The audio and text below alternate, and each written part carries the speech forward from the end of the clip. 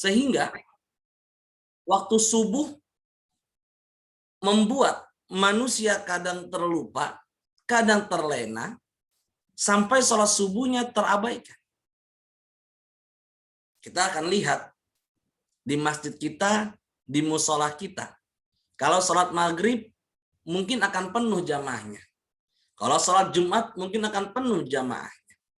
Namun, ketika sholat subuh, jamaah yang tadinya penuh akan menjadi berkurang. Karena waktu subuh adalah waktu di mana manusia sedang terlelap dalam tidur. Sehingga redaksi azan yaitu berbunyi hayya 'alas shalah, hayya 'alal falah. Lalu dilanjutkan dengan redaksi as-shalatu khairum minan naum. Artinya salat lebih baik daripada tidur. Jangan dibalik. Nanti kita dibalik, tidur lebih baik daripada salat. Maka itu ada keutamaan tentang subuh. Yang pertama, sebelum melaksanakan sholat subuh yang wajib, Rasulullah Shallallahu Alaihi Wasallam bersabda, "Rakaatul fajri khairum minad dunya wa ma fiha." 2 rakaat. 2 rakaat, cuma 2 rakaat. Salat sunnah qobliyah subuh 2 rakaat. Itu pahalanya lebih baik, lebih bagus dibandingkan dengan dunia seisinya. Masya Allah. Kalau ditanya siapakah orang yang paling kaya raya di muka bumi ini, yaitu adalah orang-orang yang melaksanakan sholat qobliyah subuh. Kata Nabi, orang yang melaksanakan sholat qobliyah subuh atau sholat 2 rakaat, dia telah mendapatkan kebaikan dunia dan seisinya.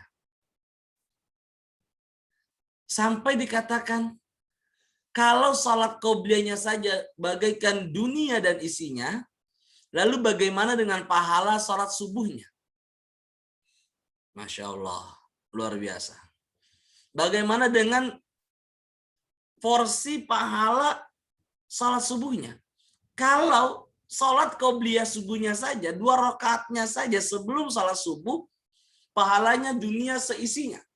Berarti sudah otomatis sholat subuhnya yang menjadi kewajiban untuk kita kaum muslimin, pasti pahalanya jauh lebih besar. Pasti kebaikannya bukan cuma hanya dunia seisinya, dan sudah otomatis pasti juga kebaikan itu sampai menuju ke dalam akhirat. Yang kedua, apa keutamaan sholat subuh? Yaitu adalah aqimis sholat liduluki syamsi ila ghasaqil layli wa qur'anal fajr. Inna qur'anal fajri kana mashhuda. Sesungguhnya sholat fajar, kata Allah Subhanahu wa ta'ala, mashhuda. Itu disaksikan oleh para malaikat. Para malaikat melihat hamba-hamba Allah yang sebenarnya dia bisa saja melanjutkan tidurnya, tapi karena cintanya kepada Allah jauh lebih besar, sehingga kenikmatan tidurnya dia tinggalkan, dia menuju masjid, dia menuju untuk melaksanakan sholat subuh. Karena sholat subuh yang kedua, keutamanya adalah disaksikan oleh para malaikat. Luar biasa. Jadi saya ulangi. Yang pertama, keutamaan sholat subuh yaitu adalah pahalanya dunia seisinya. Itu baru sunnah qobliyahnya saja. Bagaimana dengan sholat subuhnya? Sudah otomatis pasti kebaikan dunia dan akhirat. Yang kedua, bahwasanya sholat subuh disaksikan oleh para malaikat. Malaikat kagum dengan hamba-hamba Allah yang dia bisa menahan ngantuknya. Dia bisa meninggalkan kenikmatan malamnya untuk sujud kepada Allah Subhanahu wa ta'ala. Masya Allah. Ketika kita bangun tidur, Untuk kena air saja rasanya dingin sekali. Tapi ketika sudah melaksanakan wudhu, yang tadinya dingin, Allah berikan dia ketenangan hatinya. Dia bangun subuh, dia bangun tidur, dihilangkan segala beban pikirannya. Dihilangkan segala kesulitannya. Hatinya tentram dan nyaman. Yang ketiga, apa manfaat sholat subuh? Kita baca. Inna asqala sholati. Sesungguhnya, sholat yang paling berat alal munafikina, terhadap orang-orang munafik. Siapa itu orang munafik? Dia ngaku beragama Islam, dia ngaku menyembah kepada Allah, dia mengaku beriman kepada Nabi, tapi hatinya benci kepada ajaran agama. Hatinya tidak suka dengan syariat Islam. Hatinya membenci sholat. Hatinya membenci Quran. Hatinya membenci pengajian. Hatinya membenci perintah-perintah agama. Maka ini dikatakan orang-orang munafik yang imannya hanya di bibir saja, tapi tidak sampai ke dalam sanubari hatinya. Sesungguhnya sholat yang paling berat terhadap orang-orang munafik, yaitu kata Nabi, sholatul isya, sholat isya, wa sholatul fajri, dan sholat subuh. Jadi kata Nabi, orang munafik itu paling berat melaksanakan sholat isya. Kenapa berat? Isya adalah waktu malam. Awal waktu kita untuk beristirahat. Setelah kita 13 jam, 12 jam, 8 jam berada di kantor, berada di pekerjaan, berada di dalam jalanan. Untuk mencari rizki. Untuk mencari nafkah. Ketika waktu isya datang, kita sudah sampai di rumah, bawaannya adalah lemes, ngantuk. Kalau orang-orang yang mencintai sinetron, dia akan nonton sinetron Ikatan Cinta. Itu biasanya begitu. Ya. Orang-orang yang asik-asik ngobrol-ngobrol, maka dia akan melanjutkan isanya untuk melaksanakan ngobrol-ngobrol yang tidak bermanfaat. Karena akan merasa berat. Sholat isya, sholat di awal malam. Waktu banyak orang untuk beristirahat dan bersenda gurau kepada keluarga dan sanak famili dan kepada teman-temannya. Maka orang-orang munafik berat melaksanakan sholat isya. Wa sholatul fajri, dan sholat subuh. Kalau isya saja dia tidak bisa, pastilah subuh juga tidak bisa. Karena waktu malamnya dihabiskan untuk hal-hal yang tidak berguna dan tidak bermanfaat. Contoh, ada orang, mohon maaf, dia main catur. Dia melaksanakan main catur dari awal malam sampai azan subuh. Ketika azan subuh, apakah dia sholat? Tidak, dia pulang.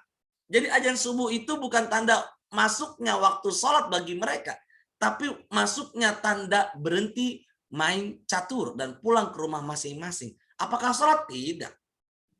Maka orang munafik berat melaksanakan sholat isya dan sholat subuh. Yang terakhir kata Nabi, walau ya'lamuna, seandainya umatku tahu, ya, kita semua tahu, ya, ma fihima, apa yang terdapat keistimewaan dalam sholat isya dan sholat subuh, la'atuhuma, kelak niscaya mereka akan datang untuk melaksanakan sholat isya dan sholat subuh, walau habwan, meskipun dalam keadaan merangkak. Masya Allah. Dalam keadaan merangkak pasti akan datang. Kalau mereka tahu pahala sholat subuh dan sholat isya. Bapak dan Ibu dirahmati Allah Subhanahu wa Ta'ala, mudah-mudahan dari 3 manfaat ini, 3 faidah keutamaan sholat subuh. Orang-orang yang bangun subuh mendapatkan doanya Rasulullah SAW. Nabi pernah berdoa ketika waktu subuh, Allahumma barik fi ummati fi bukuriha. Ya Allah, berkahilah umatku pada waktu subuh. Berarti orang-orang yang bangun subuh, niscaya rezekinya lancar. Niscaya urusan dunianya gampang. Karena kenapa? Dia mendapatkan doanya Nabi. Dulu orang tua kita pernah ngomong, bangun pagi. Ya.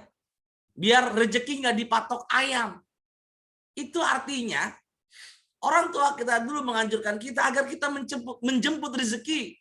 Ya, sudah bangun pagi dan ini kita ajarkan kepada anak saya, anak ibu, anak bapak semua, cucu kita semua untuk senantiasa bangun pada waktu subuh. Mudah-mudahan sedikit tak bisa diamalkan.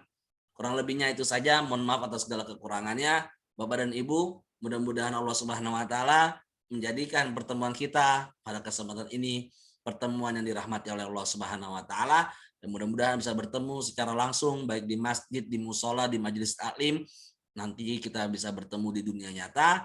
Terima kasih atas segala perhatiannya. Mohon maaf atas segala kekurangannya. Jangan lupa sholat Isya, jangan lupa tetap optimis, jangan lupa berdoa, jangan lupa tetap berzikir. Terima kasih. Hadanallahu wa iyyakum ajmain. Rabbana atina fid dunya hasanah wa fil akhirati hasanah wa qina adzabannar. Walhamdulillahi rabbil alamin. Assalamualaikum warahmatullahi wabarakatuh. Waalaikumsalam warahmatullahi wabarakatuh. Terima kasih semua Ibu Lis, Bu Desi, Pak Ajis. Ya. Syukran Ustadz. Afwan sama-sama. Izin. Alif ya.